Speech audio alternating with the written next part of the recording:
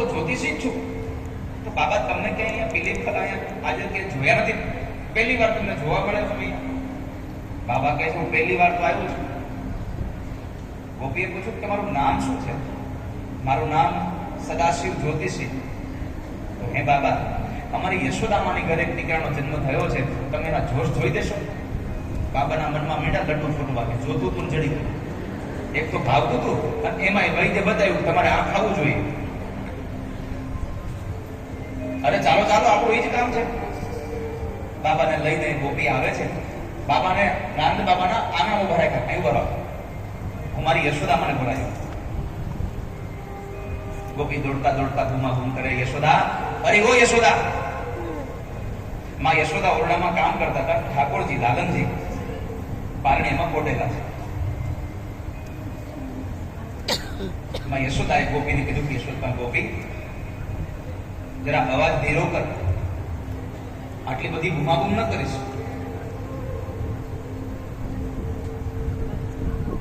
મારો લાલો સૂતો છે, જાગી જશે. અરે માં, જરા જુઓ તો ખરાબ, કોને લઈને આવી છું? કોને લાવી છું? અરે જ્યોતિષી બાબાને લાવી છું, હાલો આપણે જોશ જોડાવી લઈએ. માં એ કામ હાથમાં મૂકી દીધું અને જોશ જોડાવા માટે ગયા. જેવા ઓરડામાંથી નીકળી ઓસરીમાં ગયા અને આંગણામાં ગયા. બાબાની સામે થોડાક દૂર હતા, બાબાને જોયા, માના પગ થંભી ગયા. અને ગોપીને પૂછ્યું તો કોને લઈ આવી છું? બાબાનું રૂપ જોયું તો યશોદા ગભરાઈ ગયા. મારે જોશ જ જોડાવા કે બાબાનું સ્વરૂપ જ એવું હતું. એક કવિએ બાબા માટે આ સ્વરૂપના વર્ણન કરતા લખ્યું છે. ઓ અંગ પ્રભૂત દલે રૂઢમાલા શેષ નાગ લિપટાયો બાપો તિલક ભાલ ચંદ્રમાં ઘેર ઘેર અરખ જગાયો અંગ પ્રભૂત રૂઢમાલા શેષ નાગ લિપટાયો બાપો તિલક ભાલ ચંદ્રમાં ઘર ઘર અરખ જગાયો. ઘરે ઘરે અરખ જગાયો. માં યશોદાએ કહ્યું કે મારે જોશ નથી જોડાવા, ના પાડશે. ગોપીએ કહ્યું માં એક કામ કરો, બાબાને તમે થોડી દીક્ષા આપી દો અને હું ના પાડી દઉં, એટલે હમણાં બાબા જતા રહેશે. ગોપીને ખબર નથી કે આ દીક્ષા લેવા વાળો બાબુ નથી, આ હવને આપે એવો છે. ચપટી બાબુ તમે એ ખજાના ઉભે હતા. કોઈ દેવને તમે ફૂલની માળા પહેરાવો, કોઈ દેવને તમે કઈ બીજા શણગાર આપો, કોઈ દેવને કઈ બીજું ત્રીજું તમે કરો તો ભગવાન પ્રસન્ન થાય. ભગવાન મહાદેવ એક એવો દેવ છે કે ખાલી એક ચપટી ભભૂત આપો અને એક પાણીનો કળશ ચડાવો, ઠાકોરજી રાજી થઈ જાય. ચપટી ભભૂત તમે હે ખજાના ઉભે હતા.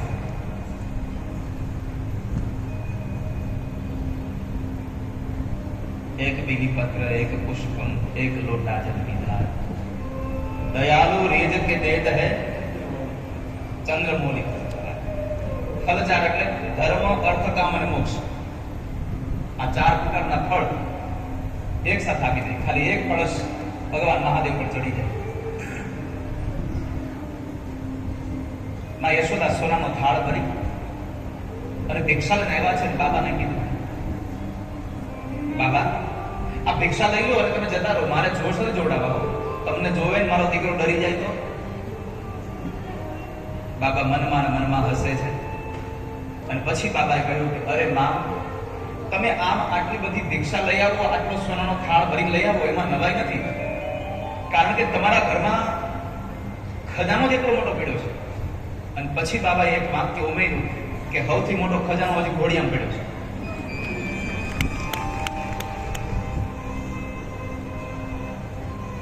ભગવાન મહાદેવના મુખમાંથી એનો વિચાર એક હતો ને, એ સાંભળવા જેવો છે. આપણે કોઈ કામે આવ્યા હોઈએ અને એના બદલામાં આપણને કંઈક મોટો લાભ થઈ જાય હોય તો આપણે લાભ લઈને રહ્યા જાય, કામ મૂકી દે, પડતું બજેટ થયું છે, આપણને તો લાભ થઈ ગયો. પણ અહીંયા ભગવાન મહાદેવની આ કથા આપણને બતાવે છે કે ભગવાન શિવના દર્શન માટે આવ્યા હતા અને માં યશોદા સોનાનો થાળ ભરીને આપે છતાં ના પાડી. અને એટલું કીધું. ભગવાન મહાદેવનો વિચાર એટલો સાંભળવા જેવો, એટલો સમજવા જેવો છે. ભગવાને કીધું કે માને કહી દઉં કે મારે તારી ભિક્ષાની જરૂર નથી, મારે તારા છોકરાના દર્શન કરવા છે. સત્ય જે છે એ કહી દઉં તમને. કેમ? તો કહે છે કે જ્યાં કપટ હોય ત્યાં કૃષ્ણ કોઈથી મળે નહીં તમને. જ્યાં કપટ હશે ત્યાં કૃષ્ણ પ્રાપ્ત નહીં થાય. ના ચાહીએ તેરી દોલત દુનિયા और न कंचन माया,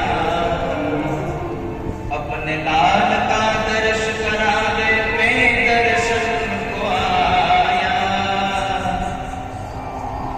मारे કોઈ પ્રકારની દક્ષિણા ન જોતી. મારી એક જ અપેક્ષા છે, મને તારા છોકરાના દર્શન કરાવી. માં યશોદાએ શબ્દ સાંભળ્યા અને બાબાને કીધું, બાબા આ દક્ષિણા લેવી હોય તો ભલે અને ન લેવી તો ભલે, મારો છોકરો તમને આજે જોવા નહીં મળે અને કાલે નહીં મળે. જાઓ. માએ ઘસીને ના પાડી દીધી. તો બાબા કઈ એમ જીતના સીધી રીતે ભૈયા જેવા હતા નહીં. બાબાએ કીધું, તો સાંભળો યશોદા, જ્યાં સુધી મને તમારા છોકરાના દર્શન નહીં થાય, તમારો છોકરો જોવા નહીં મળે, ત્યાં સુધી આ બાવો તારા ઘરનું આનંદ મૂકી રબારો નહીં. બાબાએ હટ પકડી, નંદ બાબાના આંગણામાં ત્રિશુળ ફોડી દઈ, પદ્માસન વાળી, ડમરૂનો અહામલેખનો નાદ કરી અને બાબાએ આંખો બંધ કરી દીધી. ભગવાનનું ધ્યાન કરે છે. અને એક વાત કહું વાલા ભક્તજન, તમે ભગવાનનું ધ્યાન ધરો ને પછી તમારું ધ્યાન રાખવાની જવાબદારી એની બની જાય છે. તમે એનું ધ્યાન ધરો, તમારું ધ્યાન રાખવાની જવાબદારી એની છે. અને જે માણસોએ ભગવાનનું ધ્યાન કર્યું છે એનું ધ્યાન પરમાત્મા રાખે એનો પ્રત્યક્ષ દાખલો એટલે મહાભારતનો એક પ્રસંગ તમને કહું.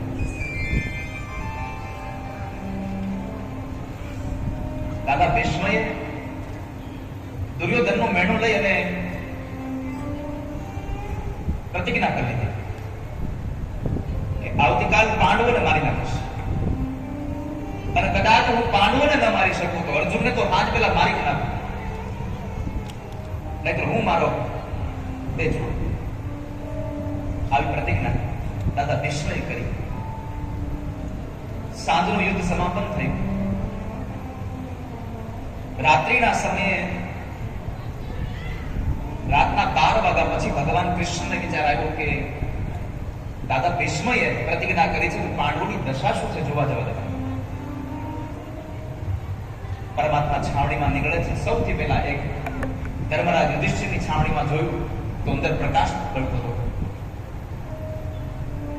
ભગવાન ત્યાં ગયા, છાવણીના દરવાજાનો પડદો ઉઠાવી જોવે છે તો કપાળમાં પ્રસ્વેદ બિંદુ સાથે ધર્મરાજ યુધિષ્ઠિર પોતાની તલવારને ઘસી રહ્યા છે, હથિયારોને તૈયાર કરી રહ્યા છે. અને ભગવાન અંદર પ્રવેશ કર્યા કે ભગવાનનો આગળનો અવાજ સાંભળીને યુધિષ્ઠિર મહારાજે વંદન કર્યા કે વાસુદેવ તમે અત્યારે અહીંયા? હા, જરા મને વિચાર આવ્યો કે તમને બધાને જરા જોતું આવું શું કરો છો, પણ આ તમે અત્યારે આ અડધી રાતે આ તમારા શસ્ત્ર તૈયાર કરો છો? યુદ્ધમાં તો સવારે જ આવવાનું છે ધર્મરાજ. યુધિષ્ઠિર બોલ્યા છે, પ્રભુ આપ તો જાણો છો કે દાદાએ પ્રતિજ્ઞા કરી છે કે કાલે પાંડવોને મારું ને પાંડવો નહીં મારે તો અર્જુનને.